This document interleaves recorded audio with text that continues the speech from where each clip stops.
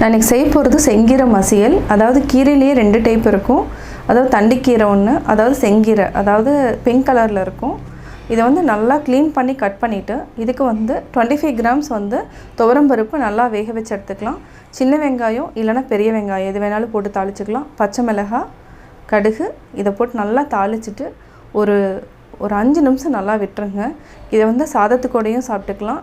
ரசம், தயிர் சாதம் எல்லாத்துக்குமே சைட் டிஷ்ஷாகவும் சாப்பிட்லாம். இப்போ எப்படி செய்கிறது இந்த வீடியோவில் சொல்கிறேன், வாங்க பார்க்கலாம். நான் இன்றைக்கி செய்ய போகிறது செங்கீரை மசியல். அதாவது இது தண்டுக்கீரைன்னு சொல்லுவோம். தண்டுக்கீரையில் வந்து ஒன்று க்ரீனாக இருக்கும், இன்னொன்று வந்து அதாவது பிங்க் கலரில் இருக்கும். இந்த கீரையை வந்து நல்லா 2-3 டைம் அலசிட்டு நான் க்ளீன் பண்ணிவிட்டு கட் பண்ணி வச்சுருக்கேன்.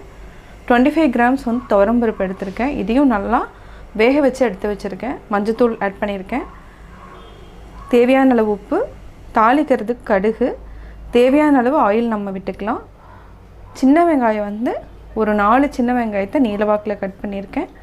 3 பல் பூண்டு, 2 பச்சை மிளகாய், கொஞ்சமாக கருவேப்பிலை. இப்போ எப்படி செய்கிறதுன்னு பார்க்கலாம். ஒரு 1 டேபிள் ஸ்பூன் ஆயில் விட்டுக்கலாம். ஆயில் நல்லா காயிட்டும். கடுகு போட்டுக்கலாம்.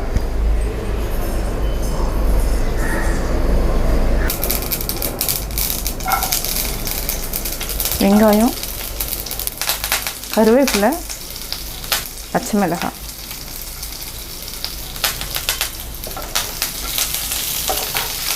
இது வந்து லைட்டாக நம்ம தாளிச்சாவே போதும்.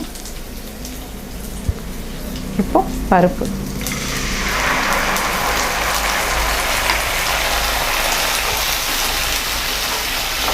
இப்போ நம்ம கீரையும் போட்டுக்கலாம்.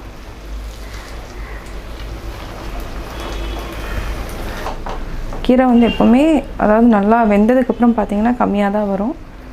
இப்போ நம்ம ஹை ஃப்ளேமில் வச்சுக்கலாம்.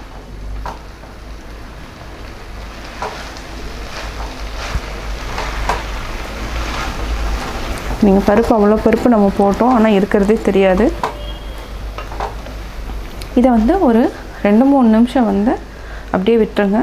இப்போ நம்ம சால்ட்டையும் போட்டுட்டு வேக வச்சுக்கலாம்.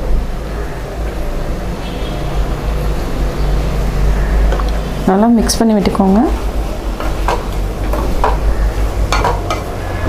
இப்போ வந்து நல்லா வேக வச்சுக்கலாம். இப்போது 3 மினிட்ஸ் ஆயிருக்கு. இதை வந்து நல்லா கிளறி விட்டுக்கலாம். அதாவது இந்த தண்ணி வந்து நான் தண்ணி கூட ஊற்றலை, இதுலேயே தண்ணி இருக்குது. இது ஒரு 2 மினிட்ஸ் விட்டுட்டு நம்ம ஆஃப் பண்ணிக்கலாம். இப்போது தண்ணி நல்லா வற்றிடுச்சு, ரெடி ஆகிடுச்சு. ஆஃப் பண்ணிக்கலாம். இப்போ வந்து கீரை மசியல் இப்போ ரெடி. இது வந்து தயிர் சாதம், ரச சாதம் எல்லாத்துக்குமே நல்ல காம்பினேஷன். நான் செங்கீரை மசியல் எப்படி செஞ்சேங்கிறத பார்த்தீங்க. கட்டாயம் உங்களுக்கு பிடிச்சிருக்கும். நீங்களும் வீட்டில் ட்ரை பண்ணி பார்த்துட்டு உங்களுடைய கமெண்ட்ஸ் எனக்கு சொல்லுங்கள். பிடிச்சிருந்தால் லைக் பண்ணுங்கள். மறக்காமல் எங்கள் சேனலை சப்ஸ்கிரைப் பண்ணுங்கள்.